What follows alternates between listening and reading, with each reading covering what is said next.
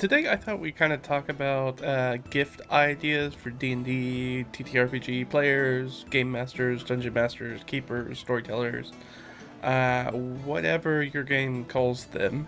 And I thought we'd just talk about it a little bit because at the time of recording, basically we are in the US, have passed through the fires of Halloween and immediately bombarded with basically sales until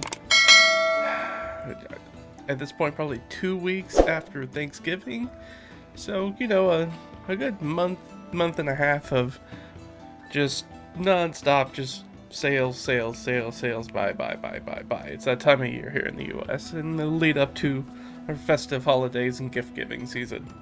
So I figured we'd talk about a little bit. This is a topic I've covered a few times sort of back on the blog, but I figured there are people who don't read blogs and would rather watch a video. We can talk a little bit about some gift ideas. This is good for, you know, people who are in the hobby or people who are around people who are in the hobby. So if you have friends, siblings, parents, children, etc., people in your family, cousins who are getting into the game or have been playing for a little while, or you just, this is the thing that you know that they like to do, this is the hobby you know about, there's going to be some stuff in here probably for you as well. Of course, if you guys have any questions, just drop them down below and I will address them. But let's go ahead and jump into it. So I figured the easiest place to start, online tools, so any of our friends who are sort of like online trolls. And it really kind of comes down to three basic things, and this is pretty, if they do anything on the internet, especially anything that's sort of collaborative with friends or anything, whether it's just friends getting together on Discord playing games or things like that. First one is a nice webcam. I have a Logitech.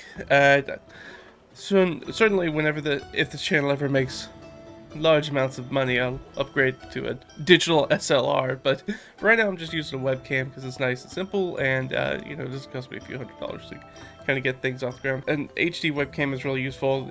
Anything that kind of bumps up, especially if you have like an older laptop or an older desktop or something like that, kind of upgrade that so at least you can send sort of good quality images, especially if you're doing things like playing D&D or any sort of TTRPG online. It's better to have everybody's kind of face there. I know lots of people don't like to use their faces online, I understand that, but I think it's better when groups, if possible, can kind of show their faces, so there's not as much like talking over each other, or it's easy to tell like if somebody's paying attention or if they've left the room or trying to decide what to do on their turn in combat, or you're like, did they drop? Are they still here? I haven't heard it from them. They're not answering.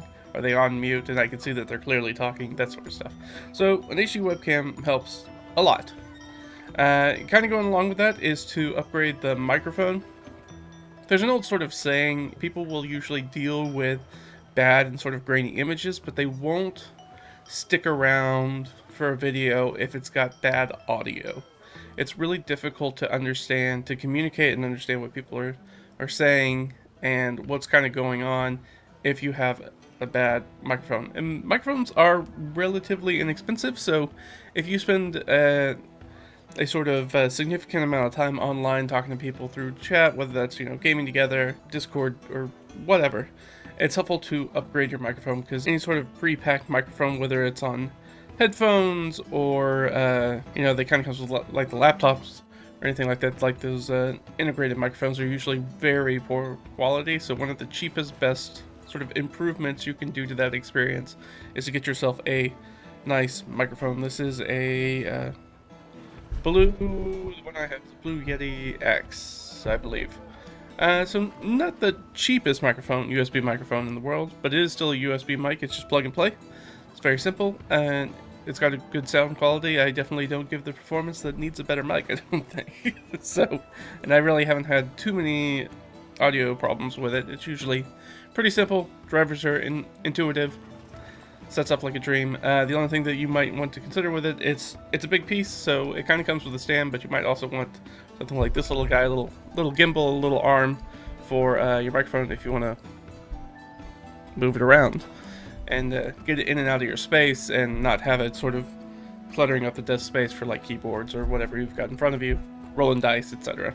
These things come cheap, they come expensive. With gimbals, with these sort of very highly tuned mechanical things, it's really is kind of what you get what you pay for. This is, however, not an expensive one. This is a very cheap one, and broke very quickly on me, and I really need to replace it. But not right now. It's not a major concern because I can get it to work pretty well, and I don't have to do a lot of weird readjustments of it, so it's not too bad. It just kind of stays in its spot, so it's okay for now. One of the things that I'd also say is, even though I kind of had it in a different section, but we're talking about online, is any sort of like subscription service they use. So that could be, I mean, there's so many of them now. That could be Chepeku if you want sort of like online, you know, battle maps for Roll20, whatever, Foundry, Fantasy Grounds, your VTT of choice. Same thing, any of those VTTs also have usually an annual subscription with it. That you can buy for somebody as sort of a gift, and that's always really nice, especially if they use a lot or they really want to try out some of the premium tools, but they haven't sort of like pulled the trigger on it. Then that's definitely a nice little gift for them to be like, hey, here's a year to sort of like try it out, see if you like it, want to keep it. It's sort of like an extended like 1 year trial, essentially, is what you're giving them, which is nice. Discord, Nitro sort of stuff, anything that they do. If you have somebody who does Discord, D&D Beyond, obviously, there's an annual subscription. Of course, then you have to buy books on top of that, or have some friends that have books that you can mooch off of. So I mean that is a sort of monthly subscription, and it handles all the character generation stuff. If you have a friend or a loved one or yourself, get a little gift to yourself. Any sort of subscription like character builder is really nice, especially if you're not playing in like one ongoing campaign. If you're doing a bunch of one shots or stuff, makes it life a lot easier when you do that. I should know, one of my groups, we've been playing a bunch of one shots because everybody's schedule at the end of the year is kind of so we've been doing a bunch of one shots and making a lot of characters by hand, which is the way that I do them in a very short amount of time, is a little bit more anxiety inducing than I would like, a little bit more stressful than I would like it to be. There's other character builders as well, things like Hero Lab, especially if you have a friend that doesn't, or loved one who doesn't play D&D 5e, and they need, whether it's Pathfinder or many others, Hero Forge is a standalone sort of software that you can buy, and then you can buy sort of licensed packets for different games. And it's its own sort of standalone character builder. So if you're interested in having a character builder for a game that's not D&D 5e 2024, that is an option, and they probably have what you want. They're pretty popular. If you're sort of like getting into the DM side, maybe you might be looking at, hey, we want to, you know, improve the game a little bit, looking at things like Sirenscape and soundboards and things like that to sort of like up the sort of auditory quality of your games. That's something. World Anvil for keeping campaigns straight and doing world building. If you know somebody in your life who just kind of like dives into building their own world, then something like a World Anvil might be useful. Or if you have a DM who maybe aren't very good or kind of like draw a blank when it comes to things like those sort of things, what we call in the module would call like flavor text or like read aloud text or things of that nature. If you're the sort of person who kind of struggles with that, there's other services like Describe, a vault of read aloud text that you can grab, and somebody asks you, hey, what is this underground crypt look for? And you're like, underground crypt. Here we go. This underground crypt looks like this, and you could probably do that at the table, but it's probably better to do it during the prepping part of it. You're like, I don't know what this underground crypt should be like. It's got skeletons in it, I think. Then you can grab something like Describe and be like, hey, give me some sort of description for this room. And sort of dovetailing into that is signing up for sort of the subscription model of something like ChatGPT. I know that I have some friends who have been dungeon mastering, and they've been getting a lot of use out of ChatGPT as dungeon master. They like to use it for a lot of, I need an inscription on something, or, you know, I need a verbiage for a letter that they receive, and like I'm kind of drawing a blank, or I'm doing it at the table, or I need some sort of riddle or a puzzle or something like that, and it could be a really useful tool for a lot of dungeon masters like that. That was subscription stuff, which I kind of tossed in together. So I think the next, probably the go-to area, I think, for most gift givers are probably dice. We are tabletop role-playing gamers, and 99% of us love dice. I happen to be in the 1% where I don't really... I own plenty of dice, but I'm not dice addicted, which is weird. I know. I mean, it's an easy go-to. It doesn't cost a lot of money. You know, nobody's ever unhappy by getting another set of dice for Dice Fiends, and I do have some dice. I did figure I'd show off a few little dice. So the first one is to get some sort of like fancy set, right? Everybody likes a nice fancy set that you spend a little money on. And honestly, they end up more display than anything else, because I have a fancy set of metal ones that I never use. It was the last place I checked. There they are. They're really nice. They actually have like blood fleck painting on them. They're very nice dice. They feel good in the hand. They roll well, and the numbers are easy to read on it for the most part. The only thing is that with metal dice, they're so heavy, and they'll basically dent any surface you roll them on. And considering that most people's tables are wood, you don't want to do that. I have a dice tray, but still, I'm like, it makes a lot of noise just rolling dice. I like them, and I use them on rare occasions at home. They kind of sit here next to my desk, so it's like kind of like whenever I need a set, I can grab them. If that's what I want. But yeah, they're not the most practical. They're nice. I enjoy them. They're fun to roll. But yeah, they are table denters for sure. So it is something to consider if you want to get a practical gift or you want to get a nice gift. So it's a nice gift, but I don't use them very often. I definitely use other dice way more. So then I thought, as a sort of an idea for gift giving, we have the fancy dice, so we pay a lot for a nice set, or we kind of go the other way. We go like the Chessex pound of dice, where we're like, I'm gonna buy a bunch of cheap dice together. And I've done this with a group before, because they usually tell you how many full sets you're gonna get in something like a Chessex pound of dice, or at least they used to. And then kind of holiday season or something like that, if we're going to do like a D&D group gift exchange or something like that, I'll buy one of the big pounds of dice and be like, okay, and everybody gets to roll, and they get to choose whichever weird color or full set of 7 we got, and then we just kind of divvy them all up at the table, just as a fun thing to just kind of share with the group. Which can be really useful, especially if you have new players who don't really they might only have one set of dice, so it's a fun way to get them another set of dice for kind of everybody at the table. So you can have the fancy set of dice, you kind of have, you go the other direction, you just get a large volume of dice and just kind of divvy them out. But dice sets a long time, they came in a big tub, it was like 20 sets or something like that. And they're really ugly dice. They're really plain. And I bought them, and I keep some of them separate. And here's your bag of dice, you play with that, and we're good to go. So that way they don't have to like keep borrowing other people's dice. They're like, this is yours. If you decide to walk off with it, you want to keep them, that's fine. They're cheap dice, I don't care. Or you can give them back to me when they're done. One of the things I did do that was helpful is in these little bag sets, I actually took the D20 and swapped them between sets. So the D20 is a different color from the rest of the dice, because for new players who aren't used to the dice shapes yet, you go, I need you to roll the 20-sided die, and they'll be like, I don't know which one that is. Oh, well, it's the one that doesn't look like any of the others. And that just made it a lot easier than being like, it's the one that's the most round, because it's got the most sides. So it was helpful, and I got that from sort of the original runs of D&D, and those sets came with different colored dice as well, sort of for that same reason, to make it easier to identify for new players. Let's talk about sort of non-standard sets of dice. So those are your D6 or D10 bricks. I have a set aside that's 10d10 that I use primarily for World of Darkness games. They have their own nice little wooden magnetic carrier that a friend got me one, and so I just keep those separated in there because I used to play with a group. I haven't played World of Darkness here in a minute, but I was playing with a group that we played pretty regularly, so it was nice to just have those aside from my normal D&D bag of dice. So we'd be like, oh, we're gonna play vampire, and be like, all right, well, here's my vampire dice. So yeah, that's useful if you're playing, or you want to get into maybe Shadowrun or World of Darkness. You're gonna need those bricks of like D6 or D10 dice. Other weird dice include like the Star Wars, like Edge of the Empire system. There's 3 different games basically within that system, but Edge of the Empire dice, they're weird shaped and they have weird symbols on them. It's a fun game, so if you've never played it, it's fun, but you do kind of need the dice to play it. You know that you're going to have to reference some tables while you do it. Or you could get something like Fudge or Fate dice, which I do have. It might have been on Free RPG Day, actually, now that I think about it.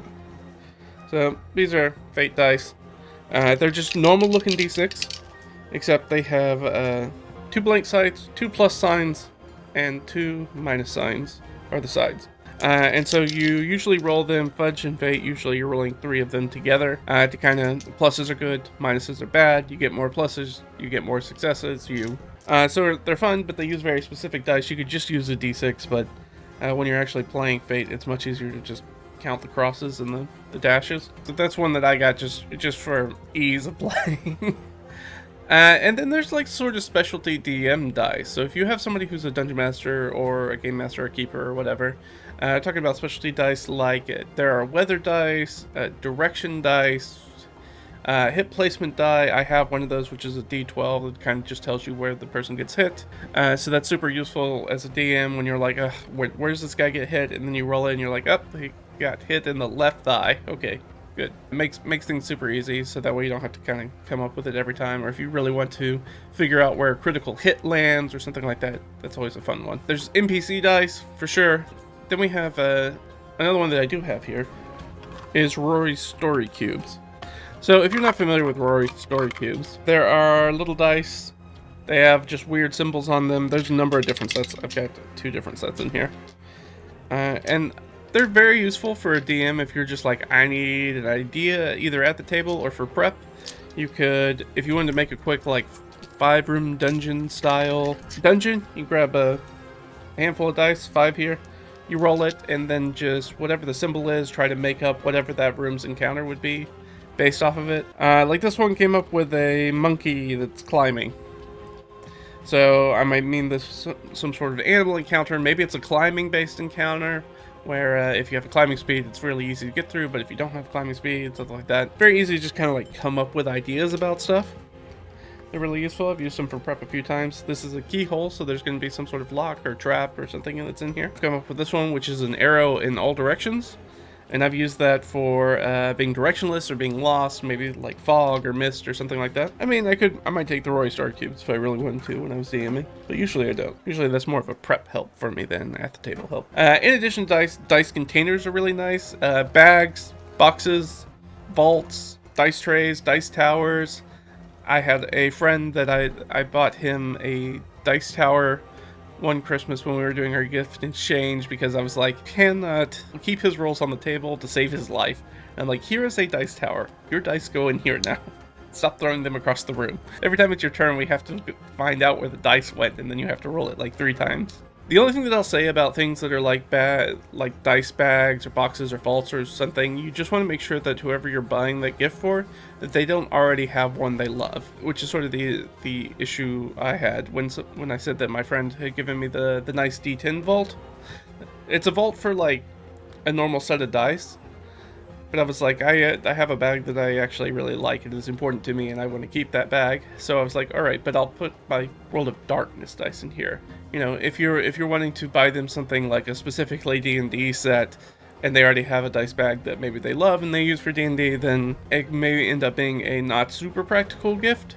But they could be like me, and they'll just find out a way to do it. Maybe they'll put their nice heavy metal D20 set that they never get to use because it would wreck somebody's table. They could put their nice set in the nice thing and maybe display it. Dice trays are always good.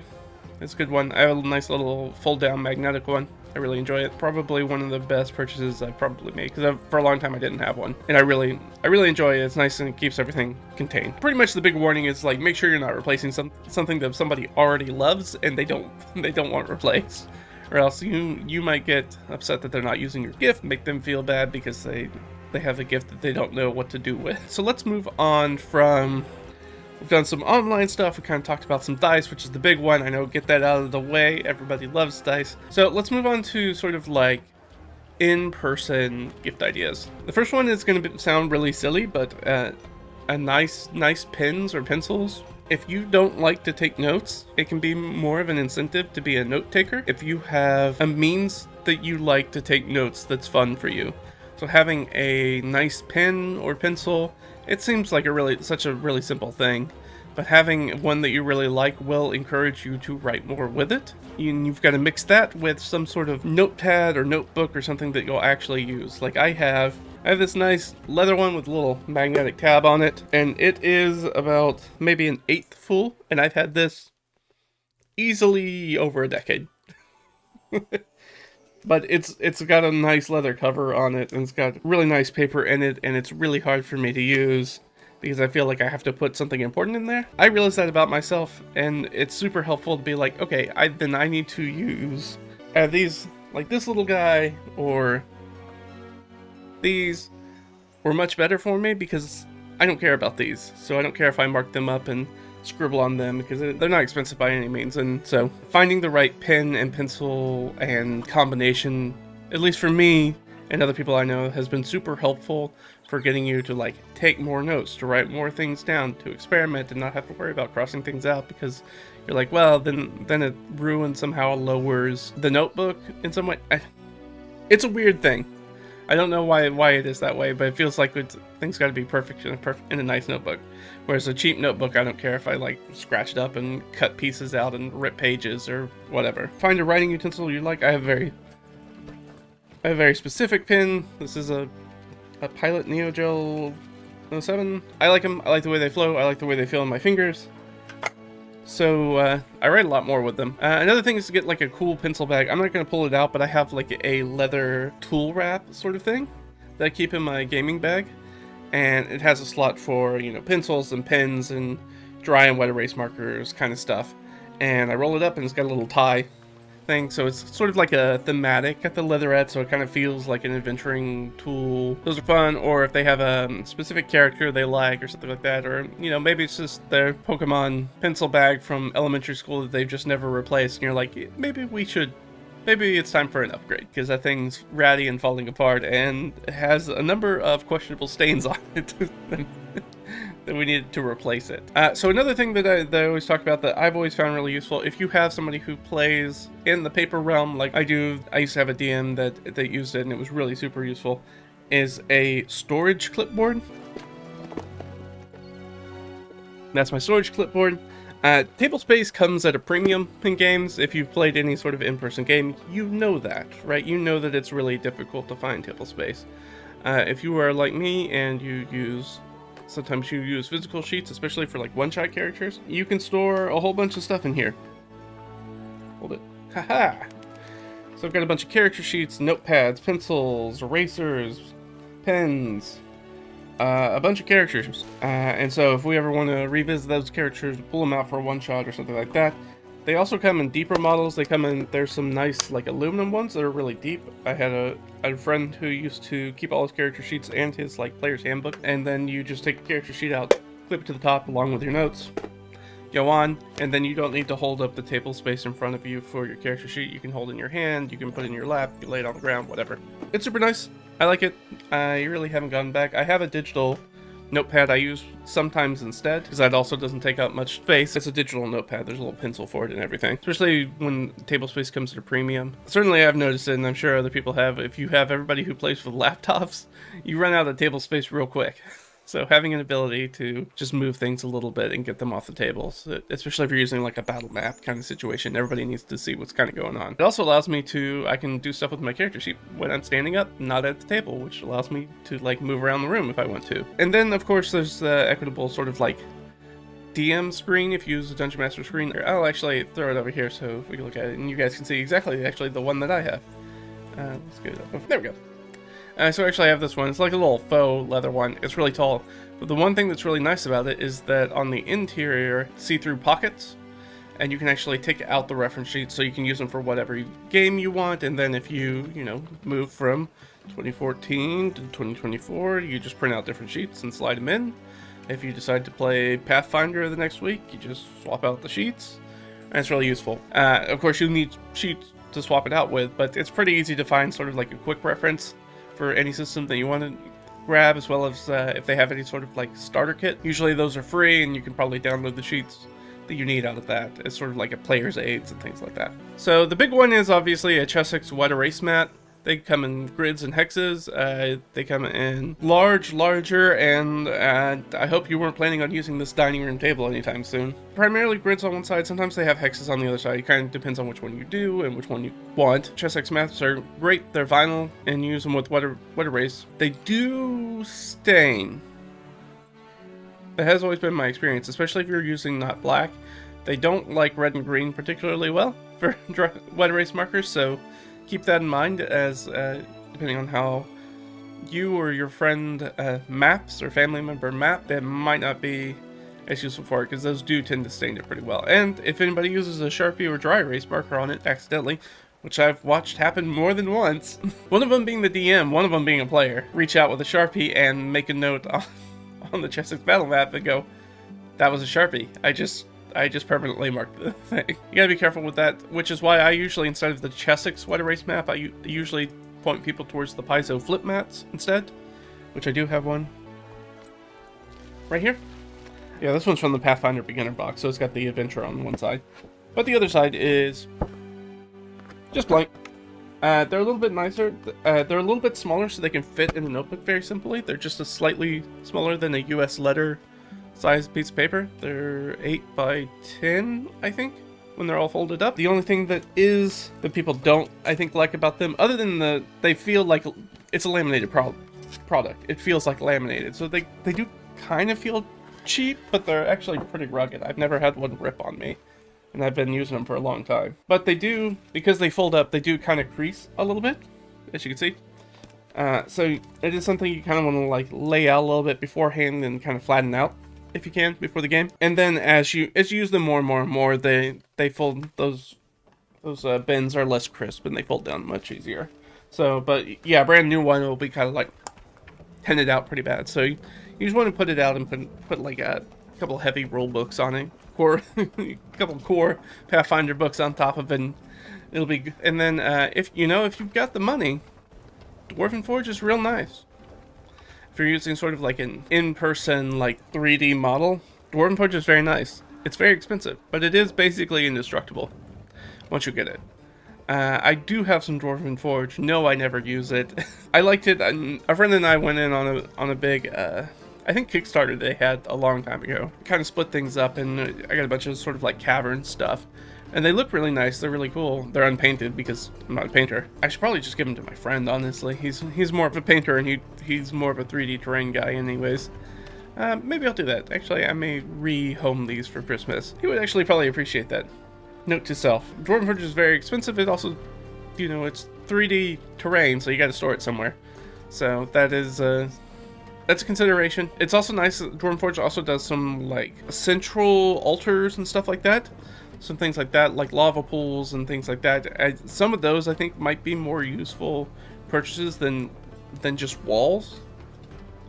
But to get sort of like those standout, like iconic, like every once in a while, whether you're running new, and especially if you're running old school D&D, you're going to need a fountain at some point. So having a nice like 3D fountain would be nice. Any sort of like large statues, things like that are really indestructible, that you can really kind of move around, not have to worry about them breaking in transit like a normal miniature. That's what I would look for something like Dwarven Forge, rather than the standard just sort of like walls and floors. It's kind of used for those like standout, nice highlight pieces. Man, I was just holding up. This one's literally from the Pathfinder beginner box. The way I got this is because I bought the Pathfinder beginner box primarily because I knew there was this flip mat in there. That's why I did it, because it was down for cheap. It was like 20 bucks or something like that. It was like on clearance. So I bought it and I was like, well, I'd spend 20 bucks to buy a flip mat anyways. So they're relatively inexpensive. It's like just ordering one is 20 bucks. I could get that plus the set of dies that's in there, plus the pawn tokens, which I use a lot more of now. Which is actually the next thing I want to talk about, is talking about miniatures. I think it's easier to get something like Reaper Bones that you can buy in like one of their big Kickstarters whenever they do that for a new run. That's always a great way to get a lot of miniatures on relatively cheap, especially here in the US. And I keep mine in this little bag. I've just started taking these to games. I have 3D plastic miniatures that I love a lot. But hauling them around is a big pain, but I play at other people's places. I don't play here most of the time. These are super easy to use, and they've been so useful. Like, oh, here's one. Little Pathfinder goblin. They just have these little plastic bases, and they're just little cardboard. These are the ones that I was just thinking about, because Kelsey Dion over of Shadow Dark fame was just did another one of her solo playthroughs, where she's doing kind of showing off how to do Shadow Dark is a solo game. And I forgot that she has basically the same things. Instead of white, they're like clear PNGs, so they're little plastic pieces you can see through, and they have fronts and backs to the pawns, which is fun.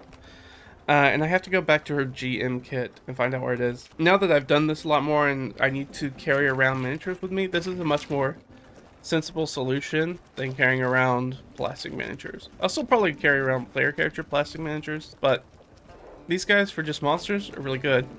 The other good thing that I've seen, if you're looking for a low-end option, you can buy. A number of companies do that. You can also use game pieces. I think the funnest low-cost one I've seen so far is buying a like second-hand Scrabble or like a Bananagrams game that just have like tiles with letters on them, and you can use the letters to track which monster they are, and they fit in about 1-inch squares on a grid battle map.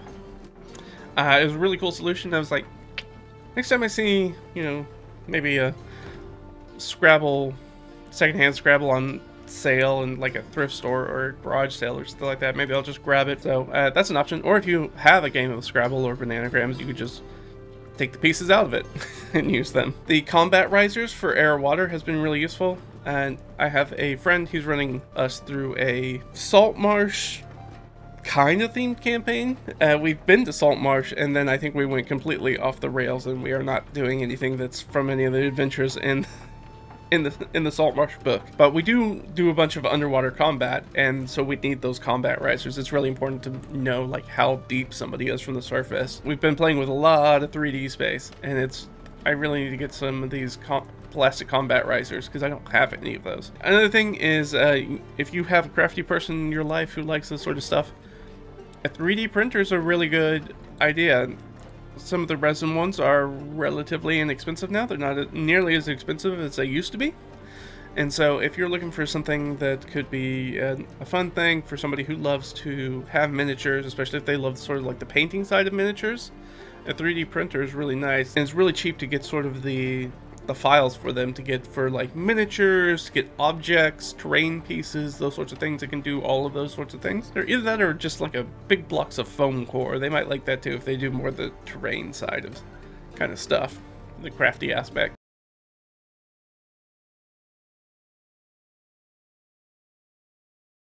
Oh, I did want to show this off before I move too far away from it. This is something that's actually on sort of my wish list right now.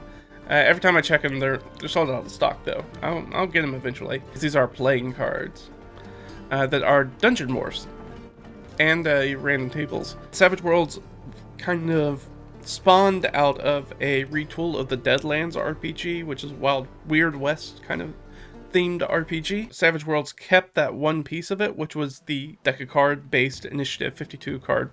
Well, 54 because you leave the jokers in. And so this would be a useful like double dip for me, because I kind of need to carry a deck of cards anyways if I want to play Savage Worlds. But it also allows you to make these sort of geomorph dungeons on them, which are a lot of fun. And they've got some random rolls on them, so if you just need to know a random d20 roll, or you want to do it maybe kind of sneakily without rolling dice behind the screen and, you know, drawing a bunch of attention to yourself, you can just kind of draw a card out of the deck, look at it, burn the card, and move on from there. So these have been on my list for a while, but I feel like every time I look at them, they're sold out. But I do want to check them out more. It's from Inked Adventures. Ooh, the Loke Books of Battle Maps. This is actually something I have given out to a friend. So they're spiral bound books, so they lay flat, and each page is a different dungeon sort of grid map or battle map. And the nice thing is that some of these are sold in sets of 2. Like 2 books come in the package. So if you can see that, like, it comes in two books, and those books can actually be folded out and put together to make one larger battle map, or 2 things together. So if you wanted, like, this one's the towns and taverns, so if you wanted one of the sides to be the tavern and the other side could be like the street out in front of the tavern, you could do that. So it's really a useful tool that gives you kind of a whole bunch of options. So it's a fun one. It's kind of the one that's kind of on my plate. The thing is that I've gotten to the point where I use so much Theater of the Mind combat, and I'm so comfortable with it now that I usually don't need battle maps, but it doesn't mean that I shouldn't do it. I do know that I have some of the people I run for, they kind of struggle to hold that positioning in their head. So it can be useful to have some sort of physical representation, even if it's not a one-to-one battle map that's like each 5-foot grids running around. Those are sort of like the grid maps for those sorts of things. And the other thing that I'd say is if you have a group that has animal companions, or they use a lot of things like spiritual weapon, or have familiars or something like that, it can be nice to have some sort of table representation with that, especially if you play with miniatures a lot. I haven't packed away, but my partner gave me a version of miniatures that's got 8 little like adventuring dogs in it, I think. In our last campaign we ended up having a little sidekick awakened dog character, so we do have a miniature of our buddy Ranger here, who was a ranger animal companion, but that ranger was dead. So we found him in a dungeon, and he accompanied us for the rest of our campaign. And we found him very early, very early in the campaign. So we just made up a sidekick sheet for him, and he was part of our campaign. And we just called him Ranger because, well, he wasn't awakened at the time, and we didn't know what his name was, and he was a ranger's animal companion, so we called him Ranger. At no point did he correct us, now that I think about it. But if you want to do that, or spell templates are another good one. If you want to always know how large Fireball is, it's helpful to have like a little spell template, and you can just kind of put it down on the map. They're super cheap. Usually they're see-through plastic. You can kind of put it down and see what everything's going to hit, instead of having to sort of like measure grid out or anything like that. So those are also fun ones. If you have somebody who really loves the sort of like grid-based combat stuff and at the table, not using like a virtual tabletop or anything like that. And the great thing is that if you have somebody in your life that's crafty in this hobby, you have so many gift ideas. It's going to be super easy for you to always be able to find gifts for them, because people who are in this sort of crafting thing, they're like always in need of raw materials or like gift cards to places like Michael's or Hobby Lobby or the hobby stores or Games Workshop or wherever they buy paints, and Amazon gift cards. Like all that stuff super easy, because they're always going to be in the need. They're always going to need paint, they're always going to need brushes, they're always going to need like X-Acto knives and foam core, organization aids to like store stuff, holders from miniatures when they're painting and doing those sorts of things. You can go grab them a whole bunch of like, there's a lot of stuff you can do from like hardware tile samples and all sorts of stuff. It's really easy. The easiest thing to probably do is ask them like what part of their current setup is like the most frustrating, or wish that they had a solution for, or something that they'd really like, and like maybe they want like a little airbrush pencil or something like that to, you know, it could be a lot of different things that they might be interested in. So the easiest thing to do is probably ask, to try to figure out, you know, especially once you start getting to things like tools, if they need like a little like Dremel kind of thing, or almost sort of like a home repair handyman kind of things, depending on what you do. So yeah, that's something you do. And then I'd say another thing to do, and I've done this for one friend before, is that I have made them sort of like the starting point of a DM binder. Hey, here's some things with some like quick references and tables and places to hold adventures and a list of NPC names and some of those sort of like generic inserts that you can kind of drop in there that can be helpful for them, as well as sort of giving them a place where they feel like they can organize their notes and everything they need to run a game of D&D, especially if they're anything like me and they want to enjoy D&D more as a analog hobby than a digital one. So if not, they can at least try it out. I mean, but yeah, if anybody's in that sort of crafty style, and I mean, people make 3D terrain, things like healing potion bottles, maybe they make maps, maybe they make handouts with, you know, tea-stained pages and handwritten letters and all sorts of stuff. Maybe they want a stamp collection to do like embossing or stuff like that on paper. There's a lot of paper craft stuff you can do, especially. But there's also things like trying to get them a kit where they want to do like a full inset TV gaming table. I don't. Kind of depends on the skill level as to whether what the sort of idea is going to be, right? You don't want to give the inset TV style to somebody who's just like, yeah, I just kind of paint miniatures. I'm not going to make a piece of furniture for our home. Move on from there. If we are going to talk about stuff in the home, is that there's also kind of a lot of D&D. Let's call it, instead of cottage core, let's call it D&D core, sort of like home goods and fashion kind of stuff. I mean, D&D geek, fashionable geek, if that's what you want to call it, is to keep it. You want to look for something that's stylish and gives off a little flair without being maybe the super nerdiest. Like, I know it's not everybody's vibe to be like, I want a, you know, a life-size depiction of Mjolnir in my living room next to me when I watch TV. So look for something that's maybe a little bit more nuanced as far as home decor and that kind of stuff kind of goes.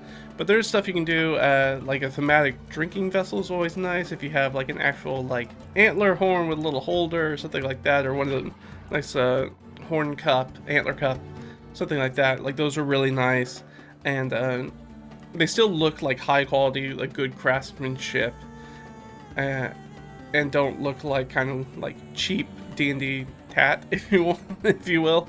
Like you can get something that looks nice.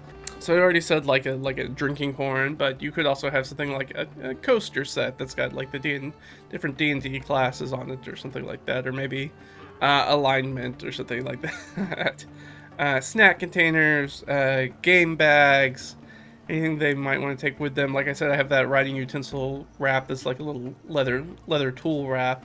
Stuff like this. Like this is a nice little like wooden box.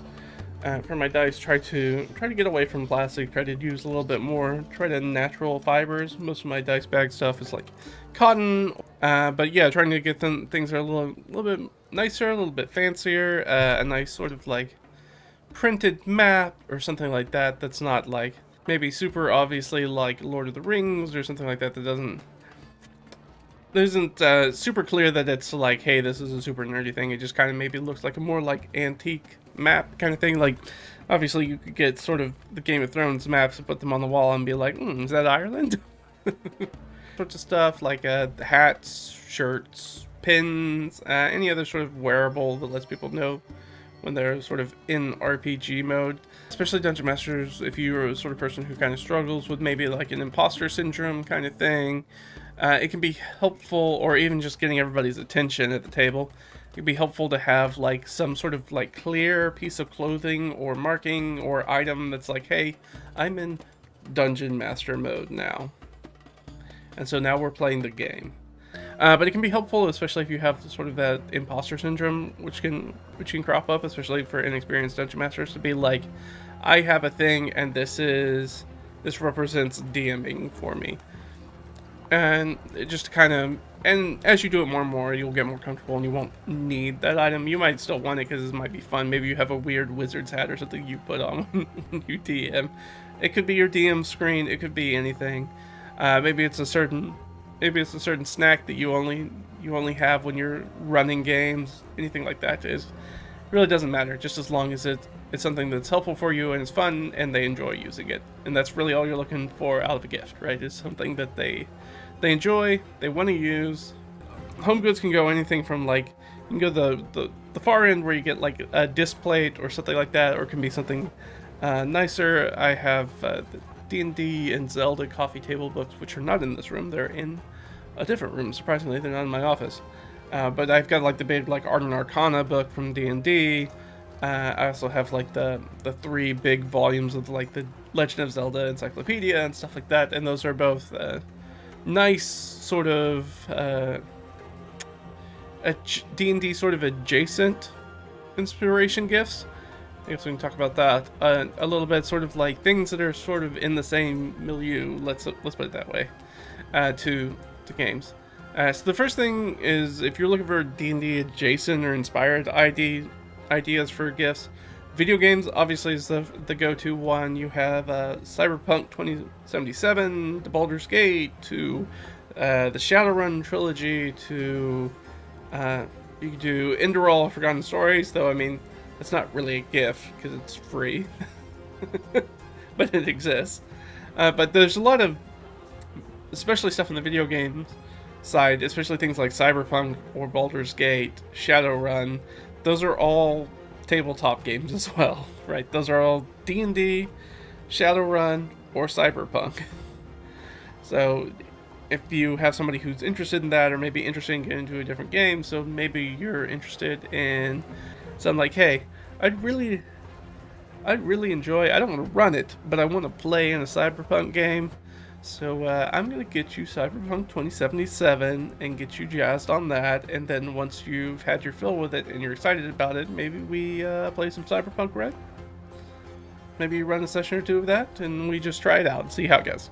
Maybe a little leading as a gift, but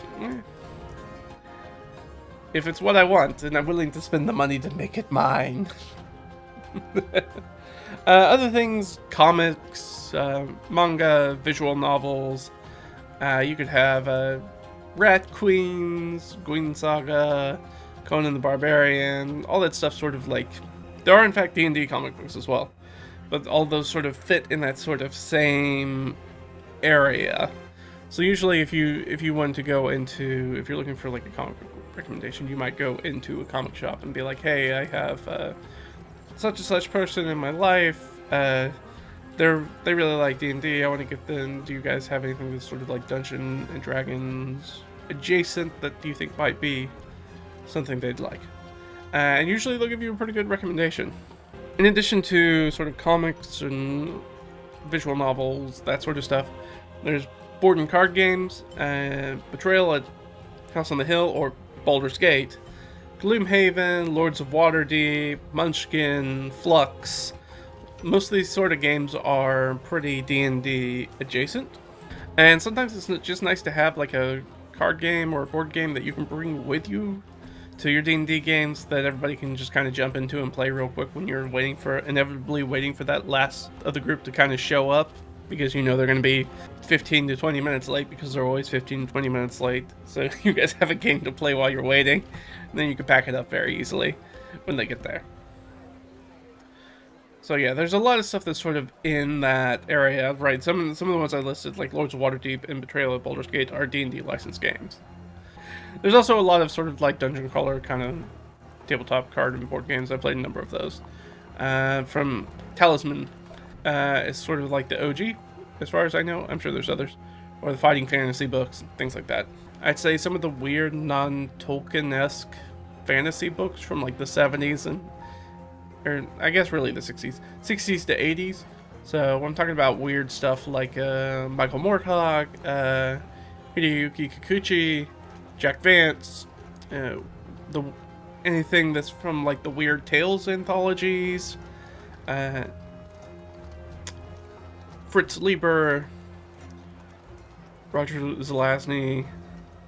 And if you're looking for more inspiration, you can always go find the original Appendix N from D&D First Edition.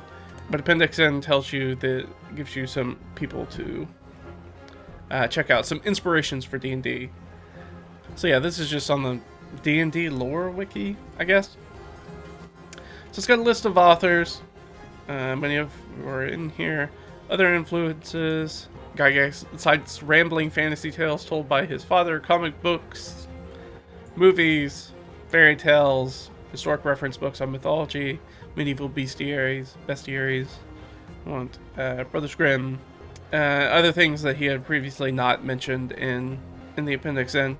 So, yeah, I mean, the Appendix N is nice. If it's your first time, especially getting into sort of D&D, I'd say check out the Appendix N if you have somebody who's just kind of diving into fantasy. There's a bunch of weird stuff out there once you get outside sort of like the Tolkien stuff. So yeah, in anything that sort of fits that weird stuff, if you go to like a good bookstore with people who work at a bookstore who actually know things about books, if you go to a bookstore and tell them about what you're kind of looking for, if they have somebody who works in like a sci-fi section, sci-fi and fantasy section, they'll probably be able to give you some good recommendations, some classic ones that the person you're buying a gift for probably has not read. Rice Edgar Burroughs, the Belgariad, stuff like that. Classic fantasy stuff that they may or the person you're getting the gift for may or may not have actually read. So check it out. there's a lot of fun, weird stuff out there. I mean, let's just continue. We're talking about books, so let's just finish out our last little bit here, and let's talk about books. I kind of saved it for the end because some of it's gonna be pretty self-explanatory as far as D&D and TTRPGs are concerned. Ooh, what books would I possibly buy? You can probably think of, even if you're not a player of D&D, you can probably think of maybe 2 books, maybe off the top of your head. So the first one I'd say is, and I spoke about it earlier, is the Art and Arcana book. But it's a big book. It's put out by Wizards of the Coast. Really great. It has a lot of stuff. If you want to look about sort of like the evolution and the history of D&D, it does a good job doing that, both in correspondence and talking to people about what was going on during that time, and then the evolution of D&D as an idea to TSR to WotC taking it over to Hasbro to everything. It's a good thing, and you get all these cool photographs and original artwork from the games and the game products. So it's definitely worth a check out. There's a lot of other cool, I'd say a lot of other cool art books that, especially if you're looking for somebody who's looking for inspiration.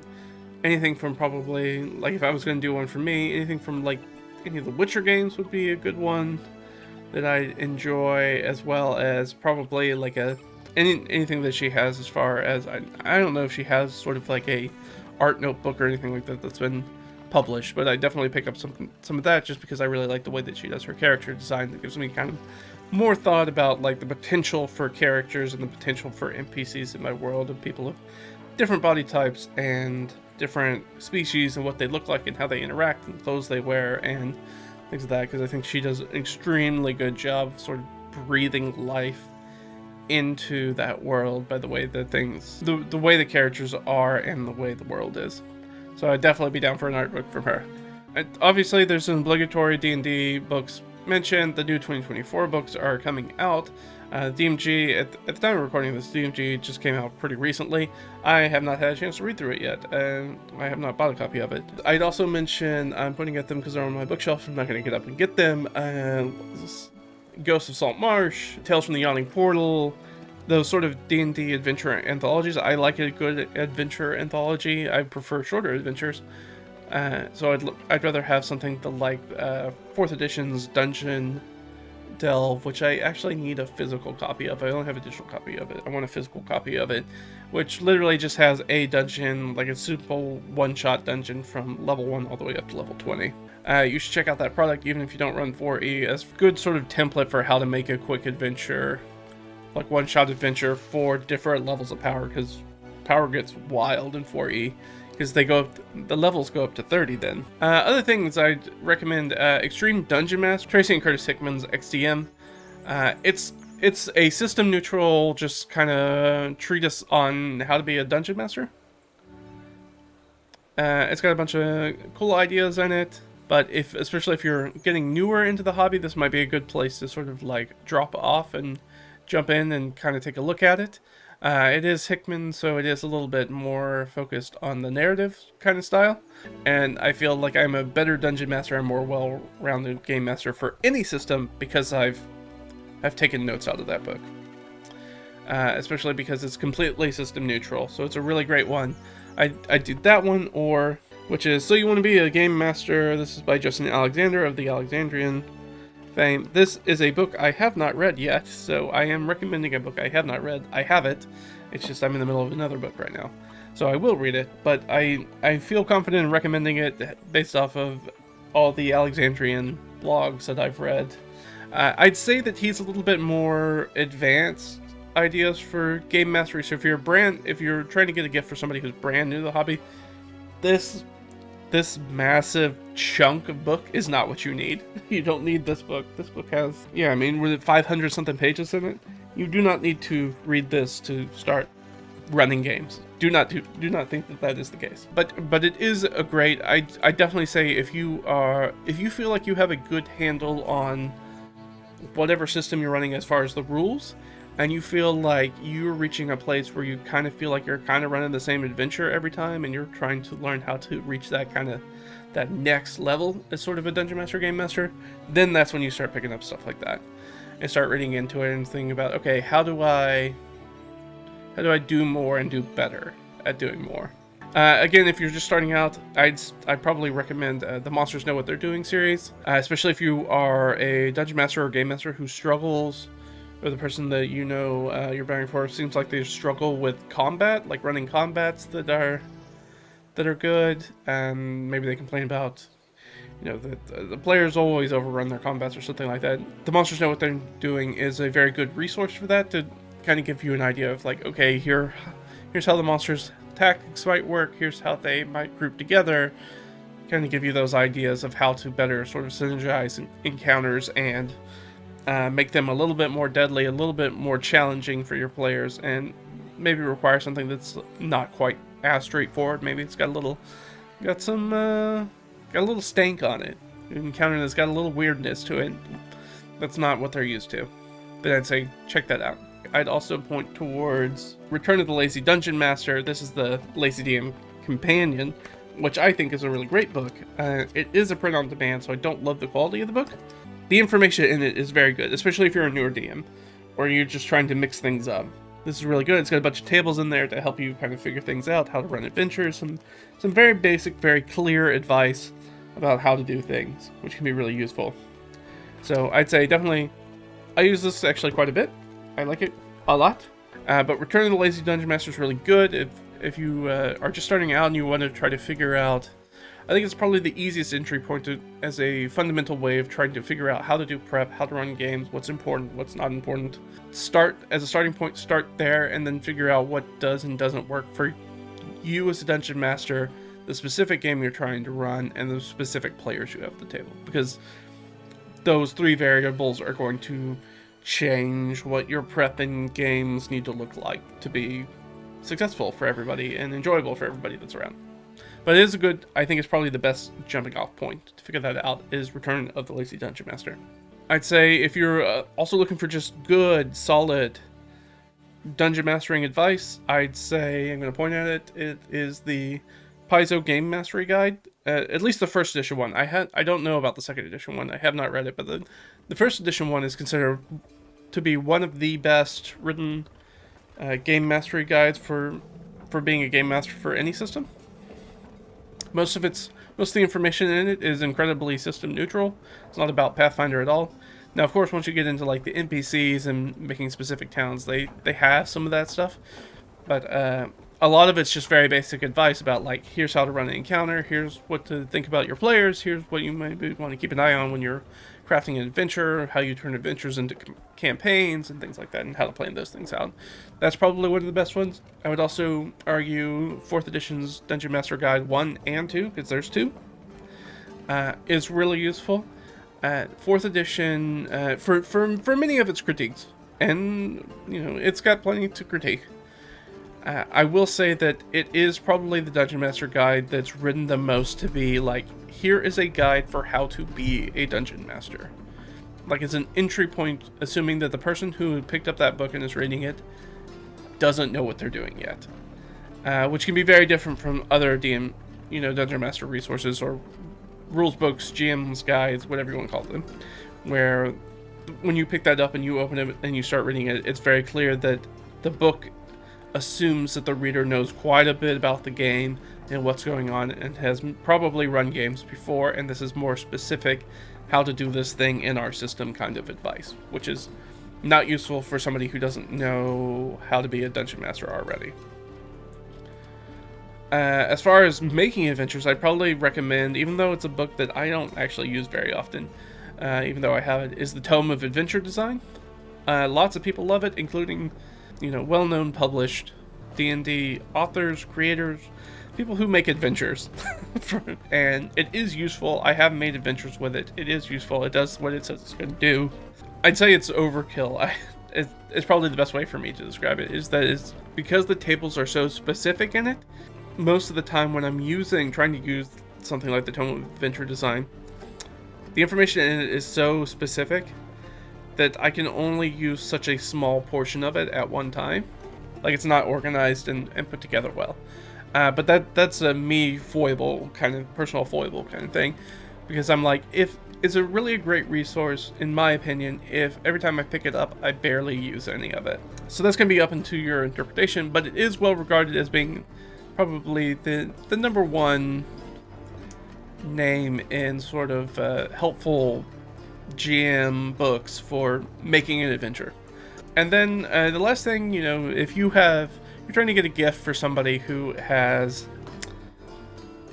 been playing the hobby for a while, maybe that's a few years, maybe it's a few decades, you can start to kind of figure out maybe a new TTRPG system, because there's always going to be something that they haven't read or they haven't played or they haven't really experienced. There's always going to be something that they're like, oh, I've always really wanted to play. I said Deadlands earlier, so let's use Deadlands again. I've always wanted to play Deadlands, but never had the book, and I never really found anybody who was like, oh, I really want to play Deadlands like I am.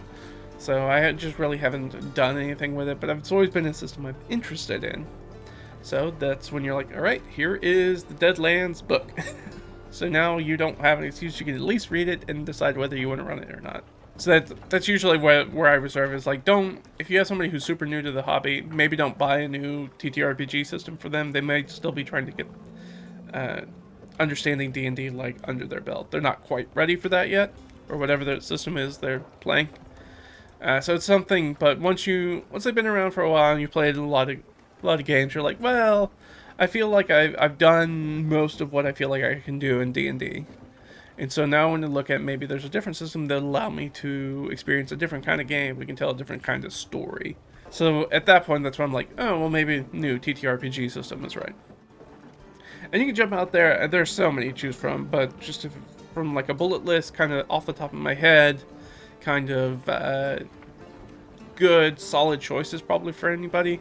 Call of Cthulhu, if you have somebody who's interested in more investigation stuff and doesn't like as much combat, Call of Cthulhu would be that. It's especially if they're into sort of like cosmic horror, eldritch horror kind of stuff, they're gonna enjoy that.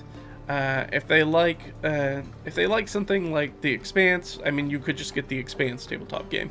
But there's also Traveler, which is a harder, gritty, harder kind of sci-fi game that's fun, where you're jumping around doing jobs in space. If you're looking for something that's maybe OSR adjacent, like the old school Renaissance sort of adjacent, probably Shadow Dark if they're coming from the 5e side, Shadow Dark. Otherwise, you can kind of take your pick as to which OSR clone. Kane, Morkborg, Lamentations of the Flame Princess, White Hack. Pick your poison there. And there's no real right answer. So just kind of look around. Maybe there's popular. And usually those are relatively inexpensive. So if you're looking for, you can actually pick up maybe multiple OSR systems for what it might cost to buy a normal $60 a book, 3 books, $180. You can buy a lot of OSR games for that and have less color art and printing costs, and they're cheaper to produce. So you might be able to get a handful of them for the same price and try out a bunch of different stuff. Of course, if we're going to talk about systems, I'm always going to shout out Starfinder. I really enjoy the Starfinder system. I don't know about the new Starfinder yet. I haven't messed with it at all. I do enjoy it, and it is a fun D20 shooting lasers kind of game. Savage Worlds, always going to shout out Savage Worlds as a kind of a universal role-playing system. Not GURPS, but in that same way. The Savage Worlds can be reskinned to do... I've done it with fantasy, I've done it like Golden Age of Piracy, I've done modern day, I've done sci-fi in it. So it's good for doing any of those. If you just want to like try a game system, or you want to try an idea for maybe a campaign or an adventure, without being like, but now I also have to learn a brand new system to try to figure out how to play this adventure that I have bouncing around in my brain. Having a general role-playing system like Savage Worlds under your belt that you can just kind of tap into and be like, okay, what would this adventure look like if I built it using this system? And so that's an easy way to do that. Other ones would be like ICRPG. ICRPG is a really great system if you have somebody who enjoys D&D, but they're like, there's like a lot of rules and stuff like that. ICRPG might be the good way to go. It's kind of a streamlined down, pretty quick system. It's got more of an emphasis on the feeling than the math, so this is really good. It also has a very, very good game mastery section in it as well, which is worth the price of admission for trying to figure out how to do stuff. This is also, ICRPG is also in its own way kind of system neutral. It has a sci-fi, a fantasy, and a Weird West setting built into it.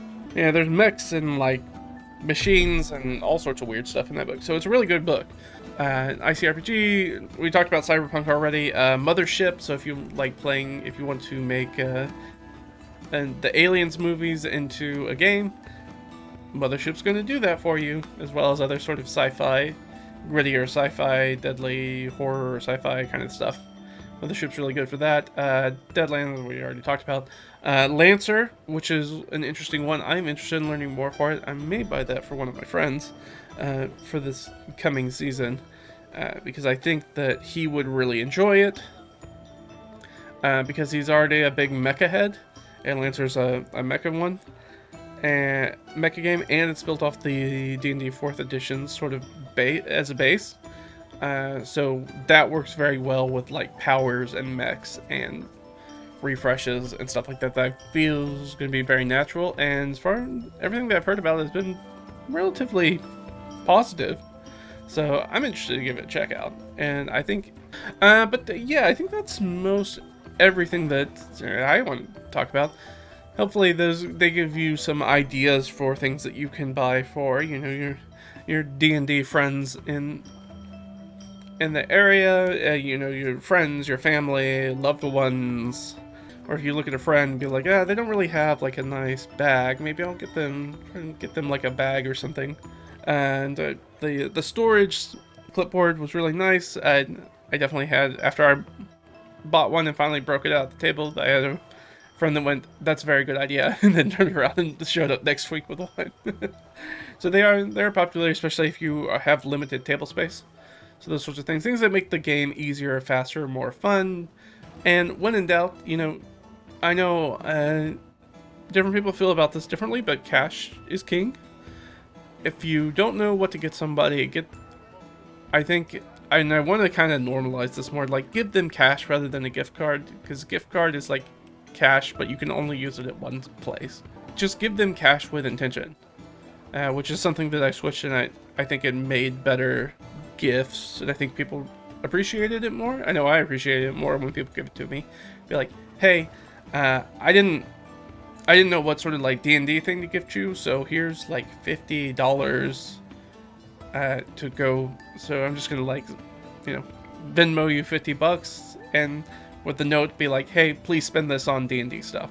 I didn't know what to get you, what you had, what you wanted, so just spend it in that. But that's what this money is for. If you kind of like earmark the money, it's still a thoughtful gift. You're just saying that I didn't know what specifically to get you, but I want you to get something nice for yourself, and then share it with me.